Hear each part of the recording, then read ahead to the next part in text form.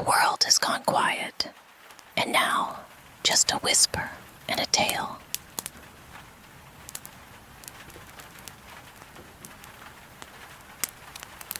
The mother of Hans said, "Whither away, Hans?"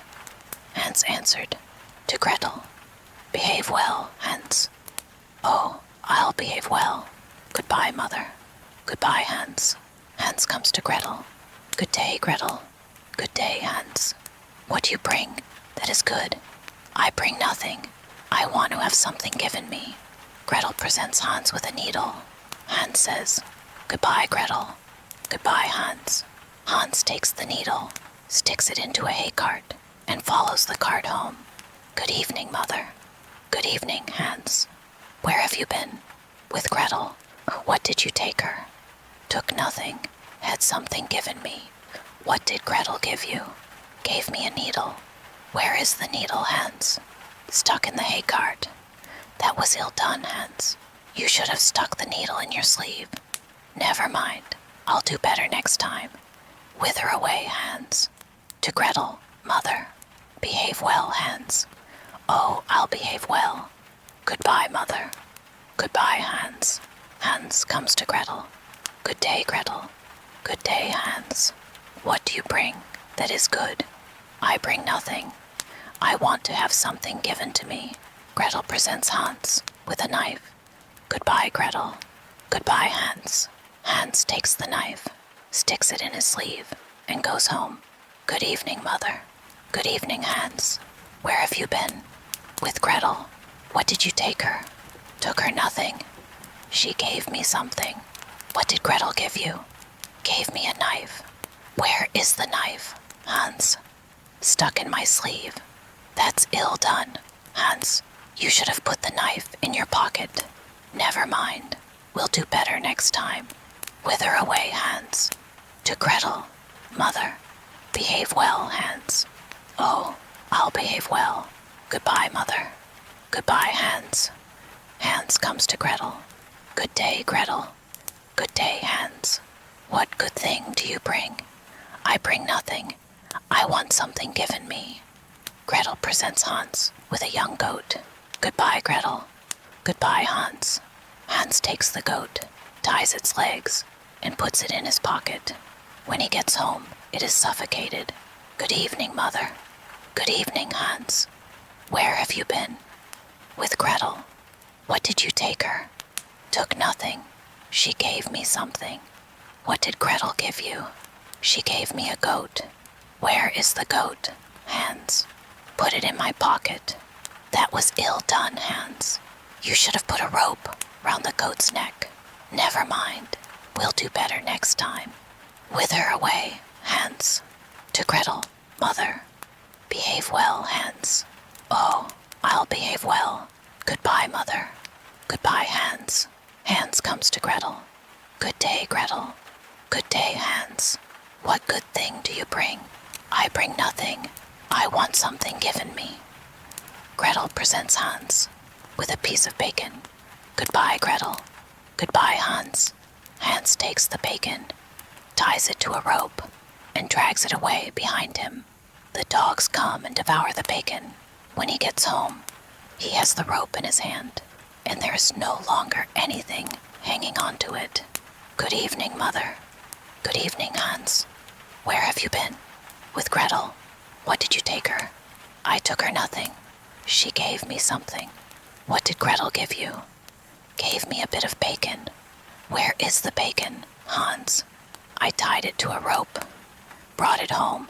Dogs took it." "That was ill done, Hans. You should have carried the bacon on your head."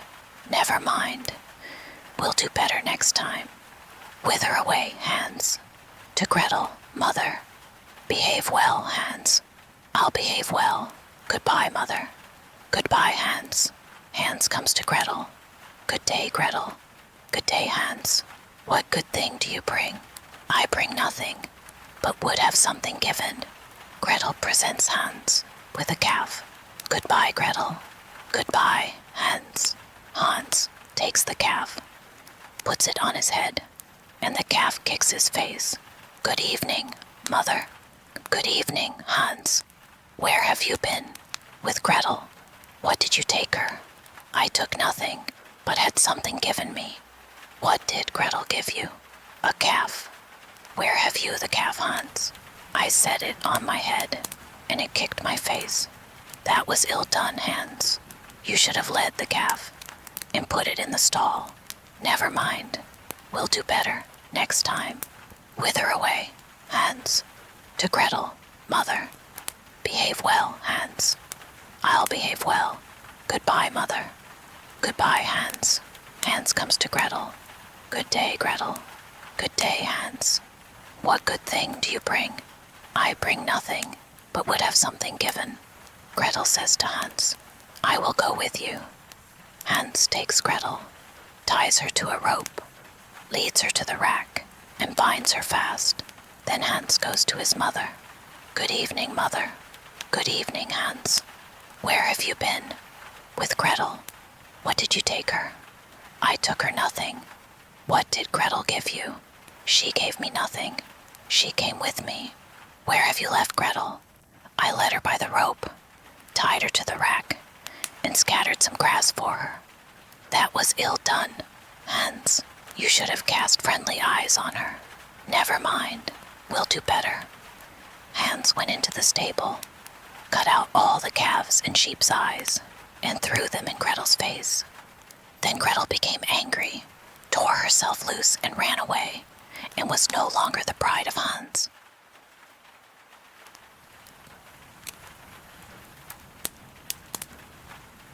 An aged count once lived in Switzerland, who had an only son, but he was stupid and could learn nothing.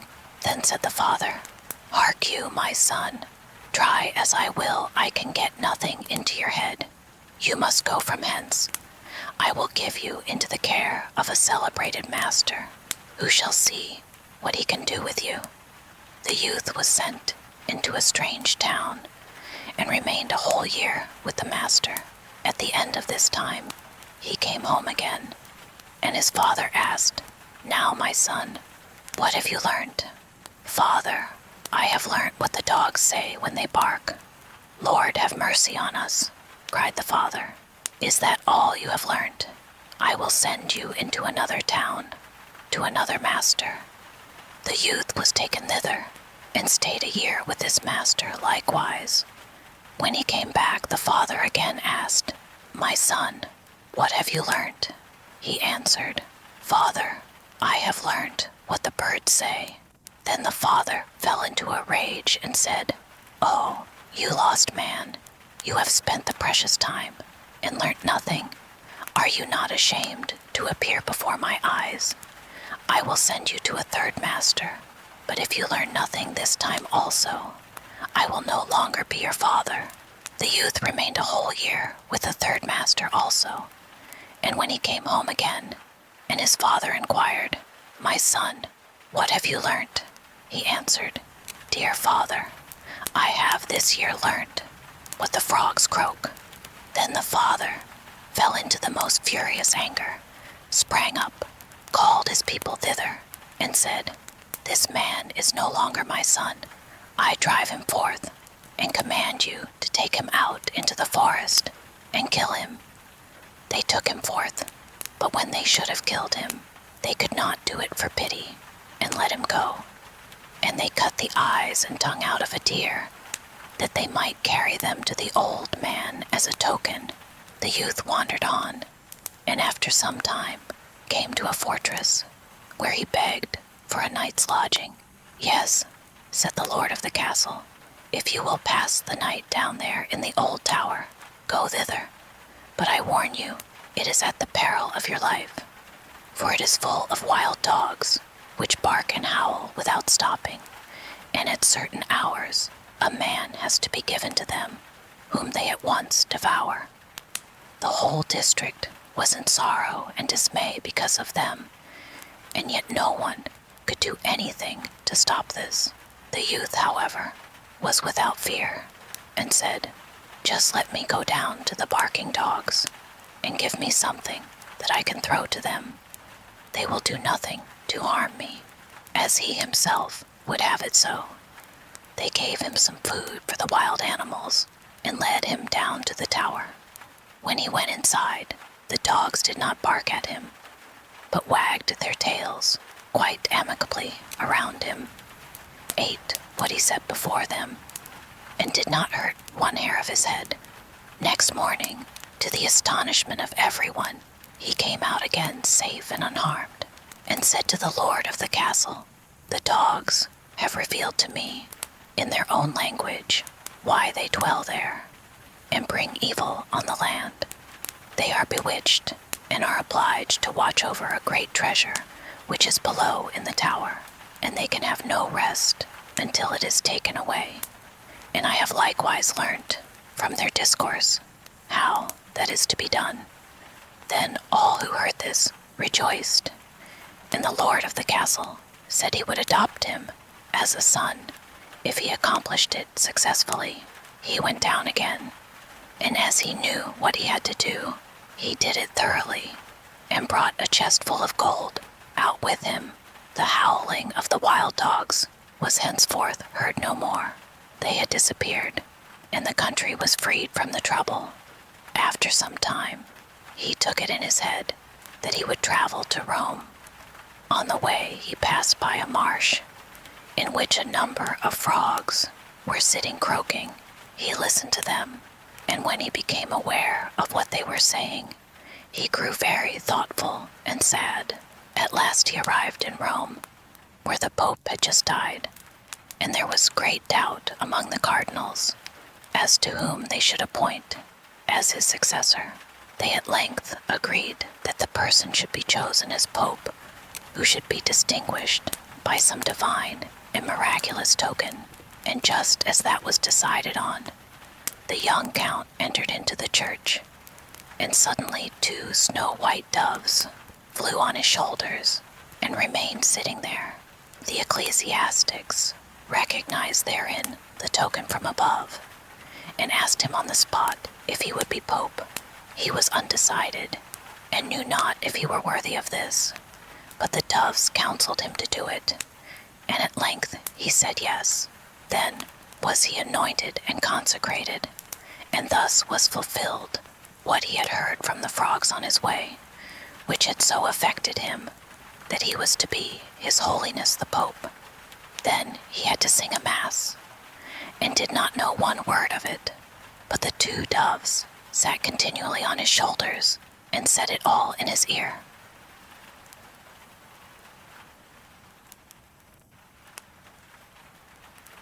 A certain cat had made the acquaintance of a mouse, and had said so much to her about the great love and friendship she felt for her, that at length the mouse agreed that they should live and keep house together.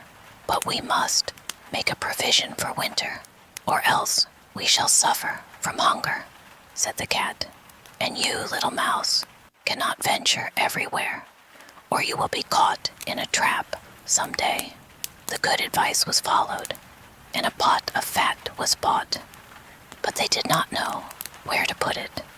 At length, after much consideration, the cat said, "I know no place where it will be better stored up than in the church, for no one dares take anything away from there. We will set it beneath the altar, and not touch it until we are really in need of it."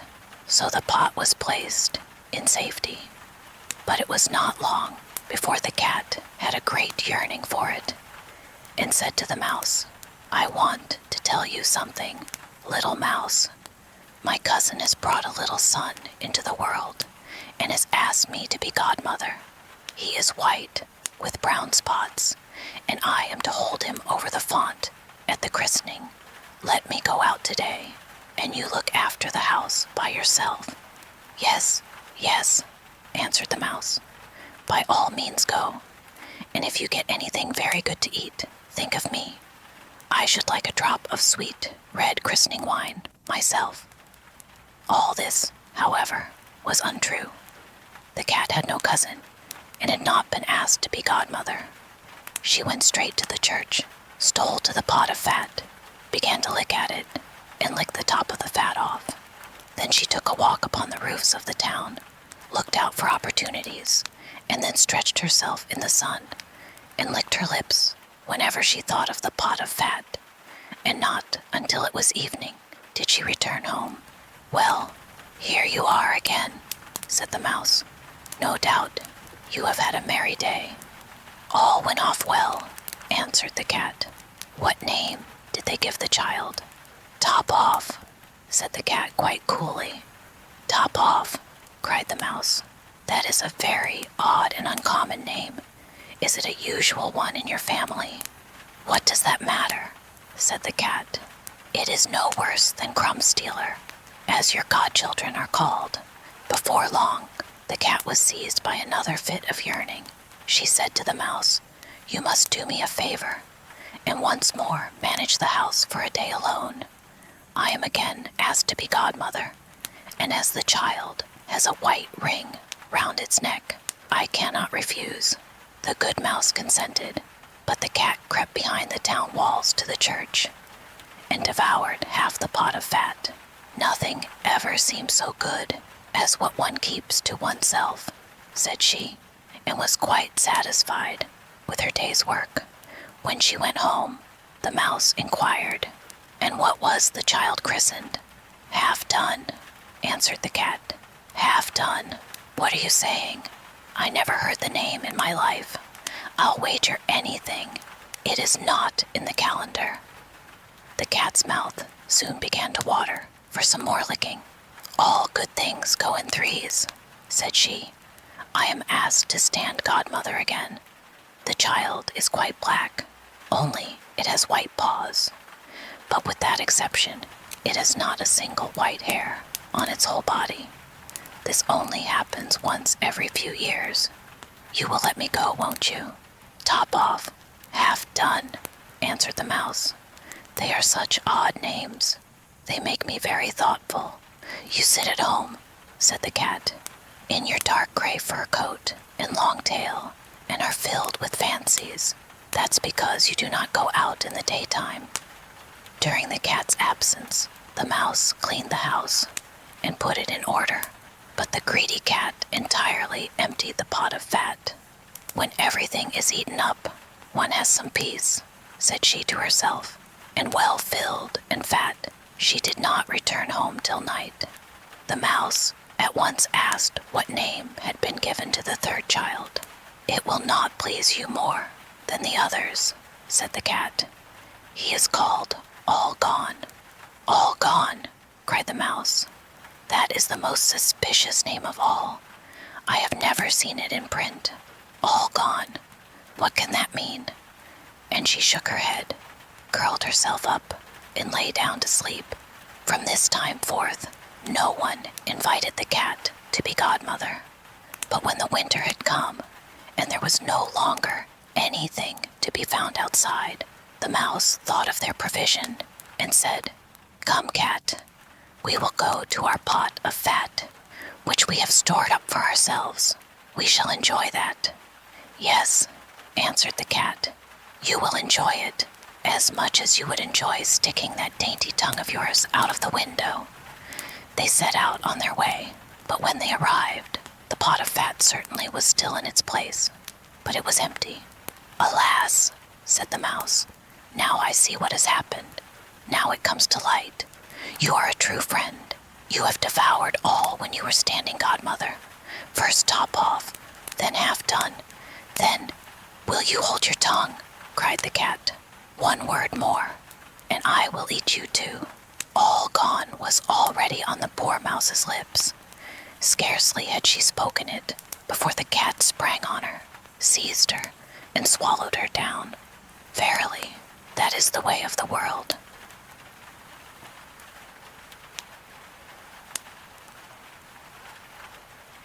There was once upon a time an old goat who had 7 little kids, and loved them with all the love of a mother for her children.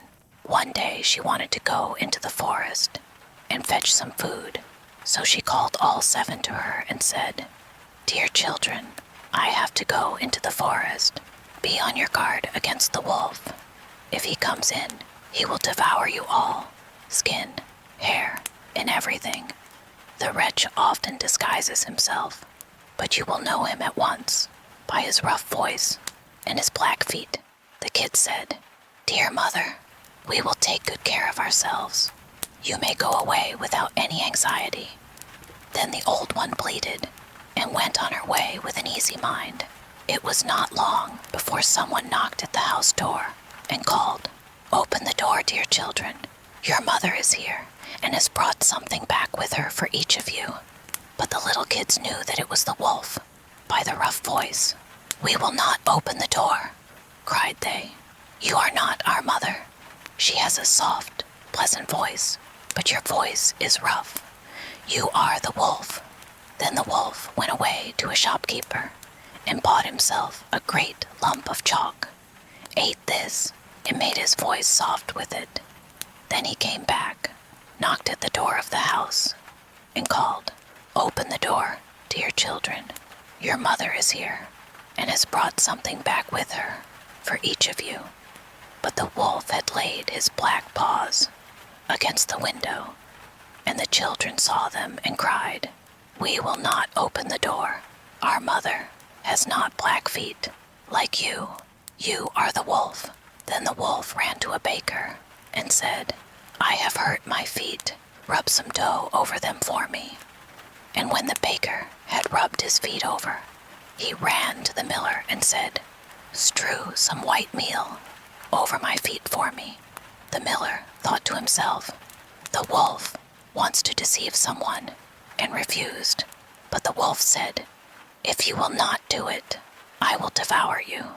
Then the miller was afraid and made his paws white for him. Truly, this is the way of mankind. So now the wretch went for the third time to the house door, knocked at it, and said, "Open the door for me, children. Your dear little mother has come home and has brought every one of you something back from the forest with her." The little kids cried, "First show us your paws, that we may know if you are our dear little mother." Then he put his paws in through the window, and when the kids saw that they were white, they believed that all he said was true, and opened the door. But who should come in but the wolf? They were terrified and wanted to hide themselves. One sprang under the table, the second into the bed, the third into the stove, the fourth into the kitchen, the fifth into the cupboard, the sixth under the washing bowl, and the seventh into the clock case. But the wolf found them all and used no great ceremony. One after the other, he swallowed them down his throat. The youngest, who was in the clock case, was the only one he did not find. When the wolf had satisfied his appetite, he took himself off, laid himself down under a tree in the green meadow outside, and began to sleep. Soon afterwards, the old goat came home again from the forest.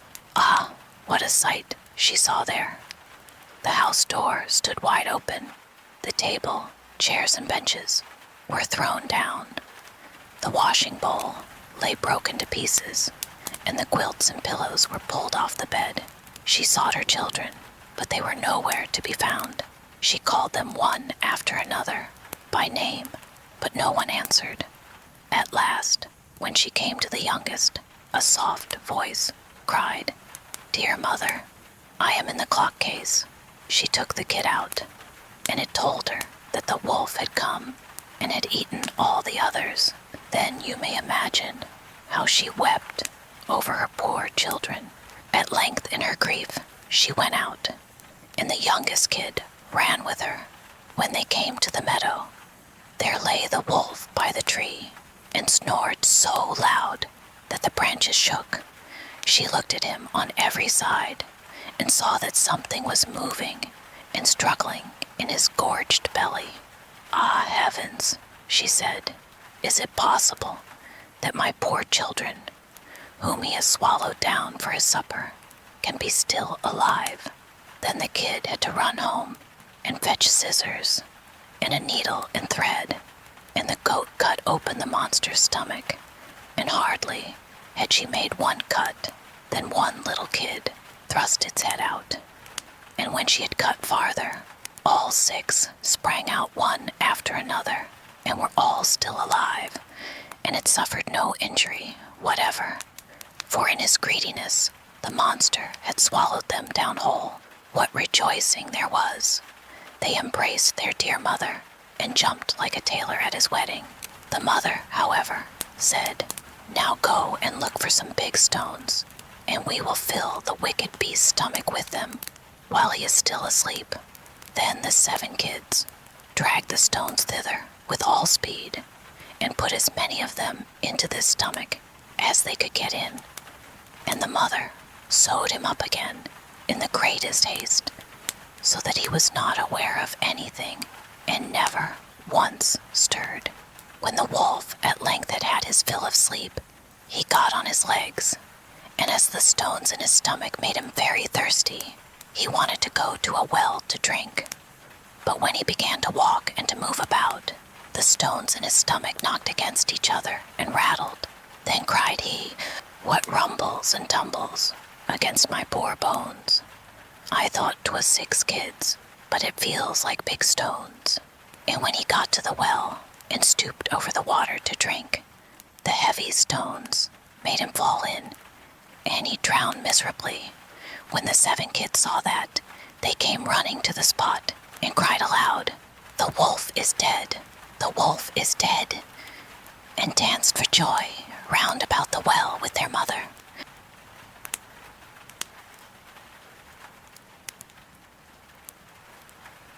Some men are born to good luck.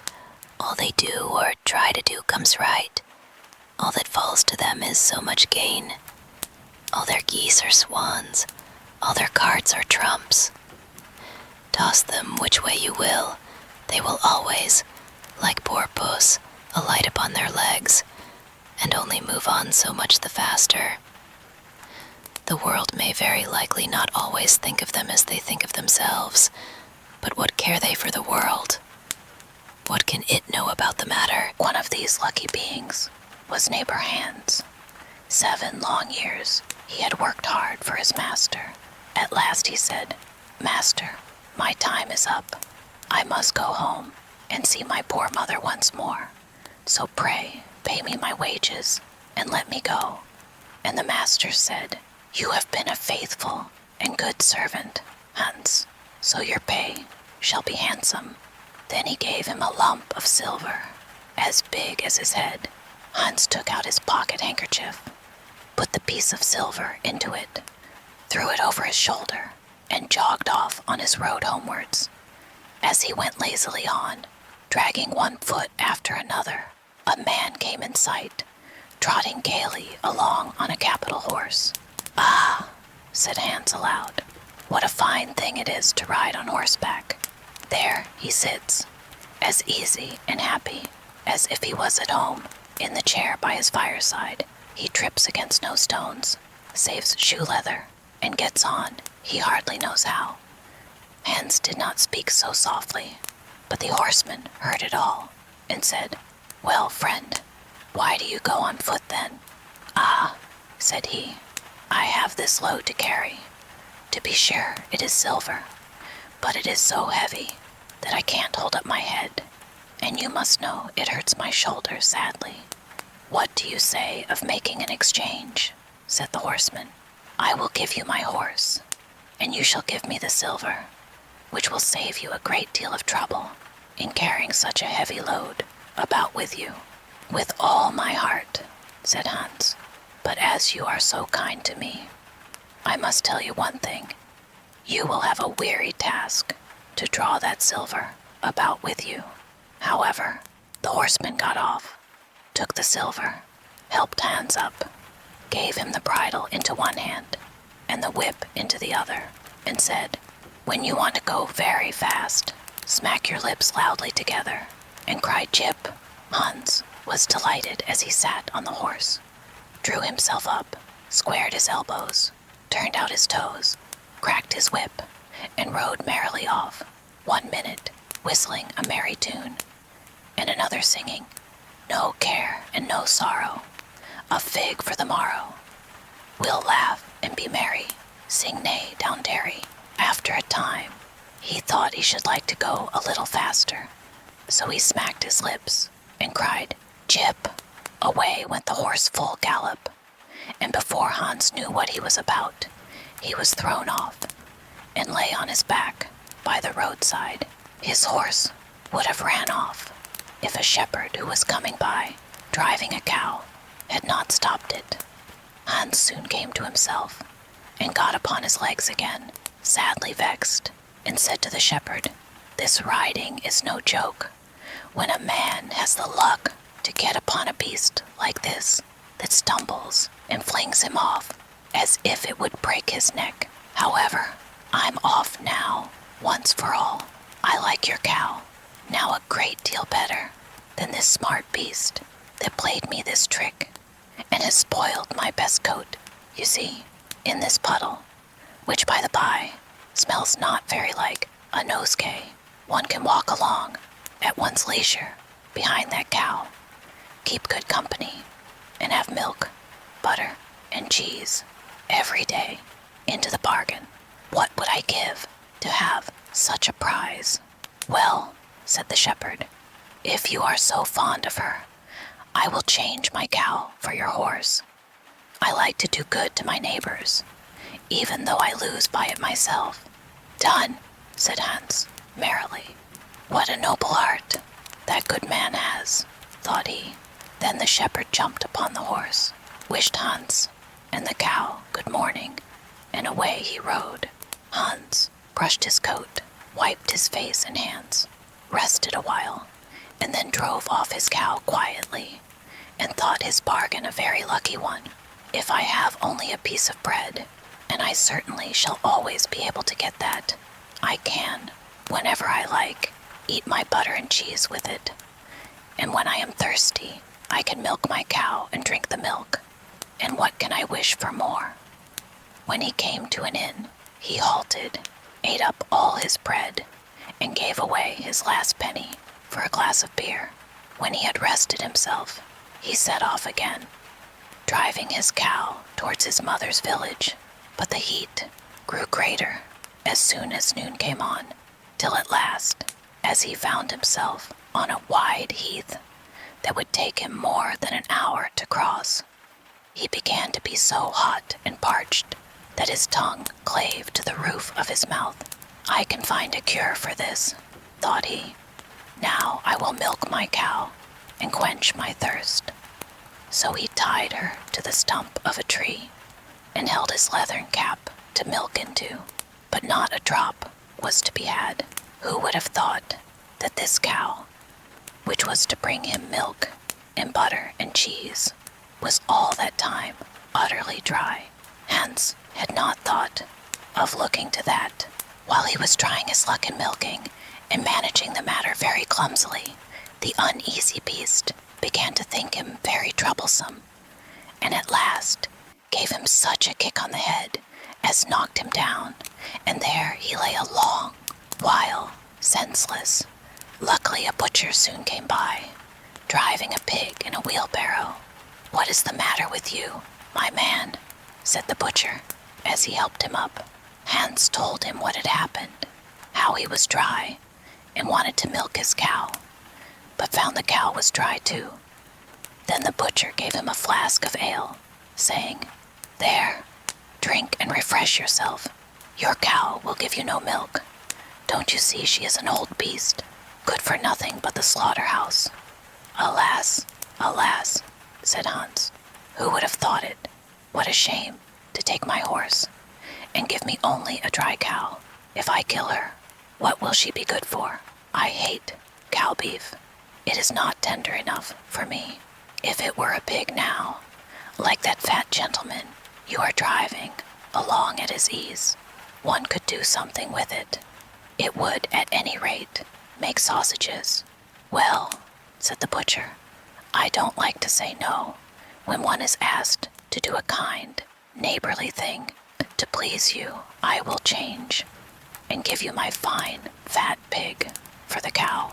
Heaven reward you for your kindness and self-denial," said Hans, as he gave the butcher the cow, and taking the pig off the wheelbarrow, drove it away, holding it by the string that was tied to its leg. So on he jogged, and all seemed now to go right with him. He had met with some misfortunes, to be sure, but he was now well repaid for all. How could it be otherwise with such a traveling companion as he had at last got? The next man he met was a countryman carrying a fine white goose. The countryman stopped to ask what was o'clock. This led to further chat, and Hans told him all his luck, how he had so many good bargains, and how all the world went gay and smiling with him. The countryman then began to tell his tale, and said he was going to take the goose to a christening. "Feel," said he, "how heavy it is, and yet it is only 8 weeks old. Whoever roasts and eats it will find plenty of fat upon it. It has lived so well." "You're right," said Hans, as he weighed it in his hand. "But if you talk of fat, my pig is no trifle." Meantime, the countryman began to look grave, and shook his head. "Hark ye," said he, "my worthy friend, you seem a good sort of fellow, so I can't help doing you a kind turn. Your pig may get you into a scrape. In the village I just came from, the squire has had a pig stolen out of his sty. I was dreadfully afraid, when I saw you, that you had got the squire's pig. If you have, and they catch you, it will be a bad job for you. The least they will do will be to throw you into the horse pond. Can you swim?" Poor Hans was sadly frightened. "Good man," cried he, "pray get me out of this scrape. I know nothing of where the pig was either bred or born, but he may have been the squire's, for aught I can tell. You know this country better than I do. Take my pig, and give me the goose." "I ought to have something into the bargain," said the countryman. "Give a fat goose for a pig, indeed. 'Tis not everyone would do so much for you as that. However, I will not be hard upon you, as you are in trouble." Then he took the string in his hand, and drove off the pig by a side path, while Hans went on the way homewards, free from care. "After all," thought he, "that chap is pretty well taken in. I don't care whose pig it is, but wherever it came from, it has been a very good friend to me. I have much the best of the bargain. First, there will be a capital roast. Then the fat will find me in goose grease for 6 months. And then there are all the beautiful white feathers. I will put them into my pillow, and then I am sure I shall sleep soundly without rocking. How happy my mother will be. Talk of a pig, indeed. Give me a fine, fat goose." As he came to the next village, he saw a scissor grinder with his wheel, working and singing, "O'er hill and o'er dale, so happy I roam, work light and live well. All the world is my home. Then who so blithe, so merry as I?" Hans stood looking on for a while, and at last said, "You must be well off, Master Grinder. You seem so happy at your work." "Yes," said the other, "mine is a golden trade. A good grinder never puts his hand into his pocket without finding money in it. But where did you get that beautiful goose?" "I did not buy it. I gave a pig for it." "And where did you get the pig?" "I gave a cow for it." "And the cow?" "I gave a horse for it." "And the horse?" "I gave a lump of silver, as big as my head for it." "And the silver?" "Oh, I worked hard for that 7 long years." "You have thriven well in the world hitherto," said the grinder. "Now, if you could find money in your pocket, whenever you put your hand in it, your fortune would be made." "Very true, but how is that to be managed?" "How? Why, you must turn grinder like myself," said the other. "You only want a grindstone. The rest will come of itself. Here is one that is but little the worse for wear. I would not ask more than the value of your goose for it. Will you buy?" "How can you ask?" said Hans. "I should be the happiest man in the world if I could have money whenever I put my hand in my pocket. What could I want more? There's the goose." "Now," said the grinder, as he gave him a common rough stone that lay by his side, "this is a most capital stone. Do but work it well enough, and you can make an old nail cut with it." Hans took the stone and went his way with a light heart. His eyes sparkled for joy, and he said to himself, "Surely I must have been born in a lucky hour. Everything I could want or wish for comes of itself. People are so kind. They seem really to think I do them a favor in letting them make me rich and giving me good bargains." Meantime, he began to be tired and hungry too, for he had given away his last penny in his joy at getting the cow. At last he could go no farther, for the stone tired him sadly, and he dragged himself to the side of a river that he might take a drink of water and rest a while. So he laid the stone carefully by his side on the bank, but as he stooped down to drink, he forgot it, pushed it a little, and down it rolled, plump into the stream. For a while he watched it sinking in the deep, clear water, then sprang up and danced for joy, and again fell upon his knees and thanked heaven with tears in his eyes for its kindness in taking away his only plague, the ugly, heavy stone. "How happy am I!" cried he. "Nobody was ever so lucky as I." Then up he got with a light heart, free from all his troubles, and walked on till he reached his mother's house, and told her how very easy the road to good luck was. Let the story drift into your dreams, and if you want more nights like this, click subscribe, and I'll be waiting by the fire.